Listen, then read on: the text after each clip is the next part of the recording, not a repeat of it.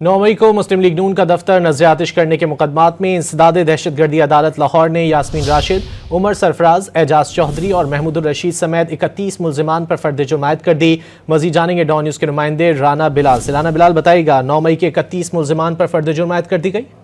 जी, लाहौर की इंसदाद दहशतगर्दी अदालत ने मुस्लिम लीग नून को ऑफिस जलाने के 2 मुकदमात में तहरीक इंसाफ के रहनुमाओं पर फर्द जुर्म आयद कर दी है। तमाम मुल्जिमान की जानिब से सेहत जुर्म से इनकार किया गया है। दौरान समाअत आज डॉक्टर यास्मीन राशिद, उमर सरफराज चीमा, एजाज चौधरी, मियां महमूदुर रशीद, सनम जवेद समेत दीगर जो कारकुन हैं उन पर भी अदालत की जानिब से इन मुकदमात में फर्द जुर्म जो है वो आयद की गई। ताहम तमाम मुल्जिमान की जानिब से सेहत जुर्म से इनकार किया गया, जिस पर अदालत की जानिब से 20 फरवरी को प्रोसिक्यूशन के गवाहों को गवाही के लिए तलब किया गया है। और साथ ही साथ अदालत ने यह हुक्म दिया है कि 20 फरवरी से इन दोनों मुकदमात का जो ट्रायल है वो कोट लखपत जेल में होगा।